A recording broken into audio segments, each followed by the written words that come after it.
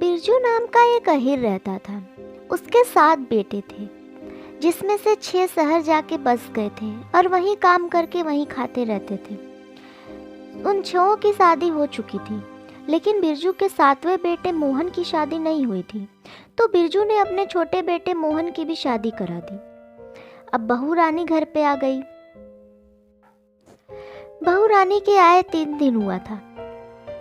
बिरजू किसान था, इसलिए वो और मोहन दोनों खेत में चले जाते हैं काम करने के लिए। घर में बैठे बैठे छोटी बहू सोचती है कि सब लोग खेत में गए हैं, बहुत मेहनत कर रहे होंगे, एक काम करती हूँ, उनके लिए रस और लावा लेके चलती हूँ, वो लोग खा के खुश भी हो जाएंगे। ऐसा सोचते हुए वो रस और लावा लेके खेत पे चली जाती है। उसका ससुर बिरजू उसे देख के बहुत भड़क जाता है और उसे बोलता है, ये क्या बहू रानी, अभी तुम्हें आए 3 दिन भी नहीं हुआ है और तुम ऐसे बाहर घूम रही हो? गांव में सब लोग देखेंगे तो क्या कहेंगे? क्या इज्जत रह जाएगी मेरी कि अभी अभी नई नई बहू घर पे आई है और वो ऐसे बाहर घूमने लगी। उसने नई बहू रानी को बहुत फटकार लगाई। मोहन को बुलाया और उसे भी बहुत डांटा।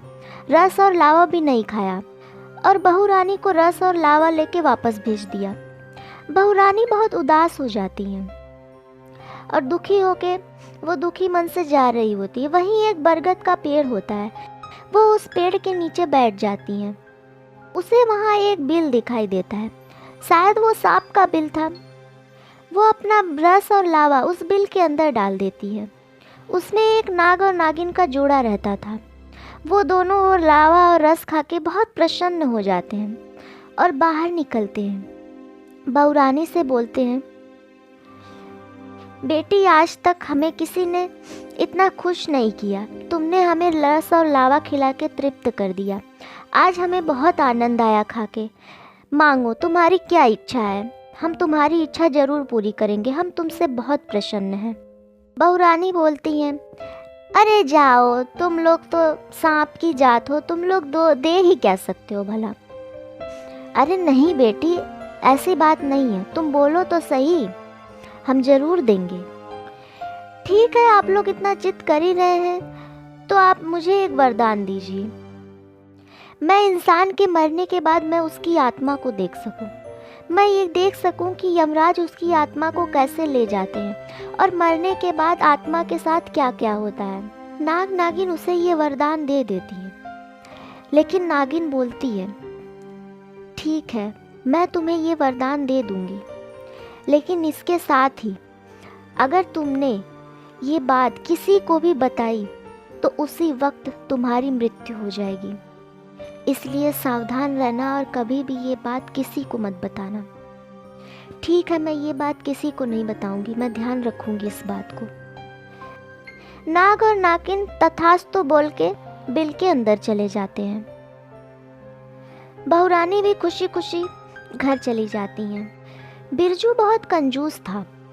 वो हमेशा हर चीज़ नाप तोल के ही खर्च करता था और वो कभी भी अच्छी चीज़ें नहीं खाता था, बस पेट भरने के लिए ही खाता था। उसके पास पैसे तो काफ़ी थे, लेकिन फिर भी वो इतना कंजूस था कि उसे खर्च नहीं करता था, बचा के रखता था। रूखी सूखी खा के अपनी ज़िंदगी बिताता था। वहीं दूसरी तरफ बिरजू के घर के बगल में एक धोबी रहता था। वो जितना भी कमाता था सब खा पी के एकदम मौज से रहता था और अपनी ज़िंदगी को बहुत अच्छे से एंजॉय करता था। उसने अपने शरीर की हर एक इच्छा को पूरी की, उसने अपनी आत्मा में की हर एक इच्छा पूरी की। जो भी उसके मन में आता था वो सब कुछ खाता था, पीता था, हर चीज़ करता था। वो कभी भी कंजूसी नहीं करता था। एक दिन उस धोबी की मृत्यु हो गई। मृत्यु के बाद धोबी की आत्मा धोबी के शरीर को छोड़ना ही नहीं चाहती थी। धोबी ने अपने शरीर को इतना प्रसन्न किया था, उसकी हर इच्छा पूरी की थी, इसलिए उसकी आत्मा उसके शरीर को छोड़ना ही नहीं चाहती थी। और जब यमराज उसे ले जाते हैं तो उसने अपनी आत्मा की सारी ख्वाहिशें पूरी की थी, इसलिए यमराज भी उसे बहुत अच्छे तरीके से ले जाते हैं। उसे रथ में बैठा के उसे स्वर्ग ले जाते हैं। बहू रानी ये सब देख रही होती है और ये सब देख के उसकी आंखों में आंसू आ जाते हैं। उसका पति मोहन भी उसे रोता हुआ देख लेता है। वो सोचता है शायद धोबी मर गया है इसलिए इसको दुख हो रहा होगा, इसलिए रो रही है, चलो छोड़ो कोई बात नहीं। ऐसा बोल के वो अनदेखा कर देता है और वहाँ से चला जाता है। ऐसे ही दिन बीतते रहते हैं। कुछ दिन बाद उसके ससुर बिरजू की भी मृत्यु हो जाती है। बिरजू बहुत कंजूस था, इसलिए बिरजू की आत्मा उसके शरीर से निकलते ही पलट के उसको देखती भी नहीं है, क्योंकि उसने अपनी आत्मा को तृप्त नहीं किया था और उसे बहुत तड़पाया था, इसलिए वो उस शरीर को छोड़ के खुश थी। दूसरी तरफ यमराज भी उसे घसीटते हुए ले जाता है, क्योंकि उसने अपनी आत्मा को कभी भी खुश नहीं किया, इसलिए यमराज उसकी आत्मा से बहुत दुखी हो जाते हैं और उसे घसीटते हुए कोड़े बरसाते हुए ले जाते हैं। ये सब देख के बहुरानी हंस पड़ती है।